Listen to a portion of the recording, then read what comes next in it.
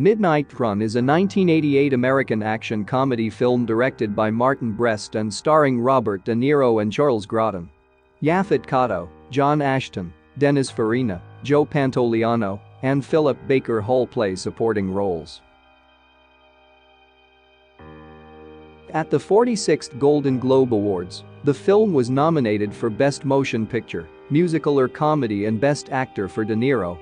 A critical and commercial success, the film was followed by the Midnight Run action pack in 1994, three made-for-television sequels which did not feature any of the principal actors, although a few characters are carried over from the first film. Storyline. Bounty hunter Jack Walsh is enlisted by bail bondsman Eddie Moscone to bring accountant Jonathan the Duke Mardukas back to Los Angeles. The accountant had embezzled $15 million from Chicago mob boss Jimmy Serrano before skipping on the $450,000 bail Moscone had posted for him.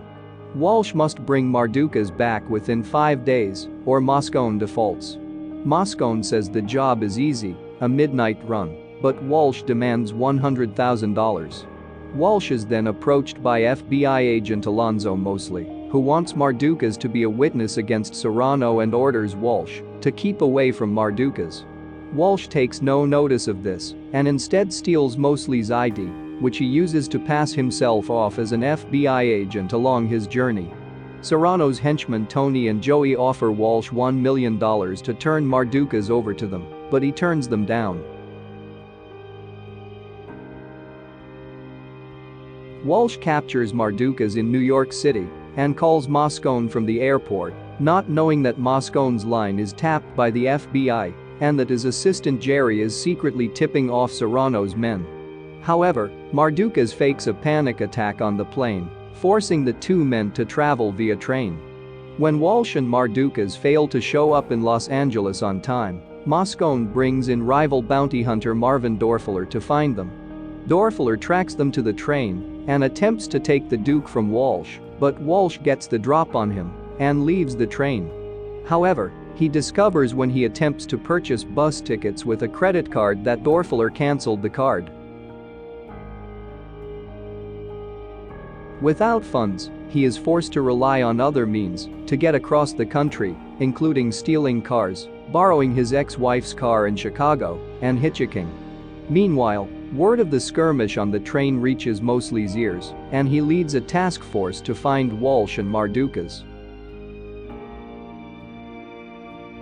Walsh eventually reveals that, 10 years before, he was an undercover officer in Chicago trying to get close to a drug dealer who had almost the entire police force on his payroll. Eventually, just as Walsh was going to bust the dealer, he had heroin planted in his house by corrupt cops. In order to avoid either going to prison or working for the dealer, Walsh resigned from the force, left Chicago and became a bounty hunter, while his wife divorced him and married a corrupt lieutenant. Since then, however, Walsh has clung to the vain hope that he will one day be reunited with his ex-wife. Later, Mardukas learns that the drug dealer was Serrano. In Arizona, Dorfler takes Mardukas away from Walsh, who is found by Mosley. While arguing with Moscone over the phone, Walsh realizes that Dorfler intends to turn Mardukas over to Serrano for $2 million. However, Dorfler accidentally reveals to Serrano's men where he is keeping Mardukas and is knocked unconscious by Serrano's men, who go after Mardukas themselves. Walsh calls Serrano's men and bluffs that he has computer disks created by Mardukas with enough information to put Serrano away, but promises to hand the disks over if Serrano returns Mardukas to him unharmed. He then makes a deal to deliver Serrano to the FBI in exchange for being allowed to take Mardukas back. Walsh meets up with Serrano while wearing a wire and being watched by the FBI. Dorfler spots Mardukas and interrupts the exchange, unknowingly disabling the wire. After Serrano takes the disks, the FBI closes in, arresting Serrano and his henchmen. Mosley turns Mardukas over to Walsh with enough time to return him to Los Angeles by the deadline. However, Walsh realizes that he cannot bring himself to send Mardukas to prison and lets him go. Before parting, Walsh gives Mardukas a watch that his wife gave him before their marriage, symbolizing he has finally let go of her. In return, Mardukas gives Walsh $300,000 in a money belt he had been hiding, clarifying that it is a gift and not a bribe, as Walsh already let him go. Walsh flags down a taxi and asks the driver if he has change for a $1,000 bill, but the taxi drives away, so he heads home on foot. Did you know? The idea to have Jack Walsh, Robert De Niro, continually checking his watch, and the whole backstory related to his habit, was all De Niro's idea. Charles Grodin had permanent scars resulting from the real handcuffs he had to wear for a great deal of the film. Even though they had rubber and plastic handcuffs that could be used in wide shots, Robert De Niro, ever the method actor, encouraged Grodin to wear the steel ones in most scenes.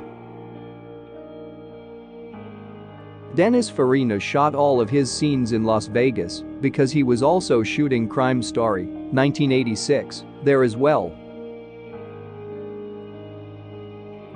In 2010, it was reported that Robert De Niro was planning to make a remake or sequel with his production company Tribeca Productions. Bruce Willis was considered for the role of Jonathan Mardukas. Yaphet Kotto was suffering from a fever for almost his entire involvement in the movie. See you later.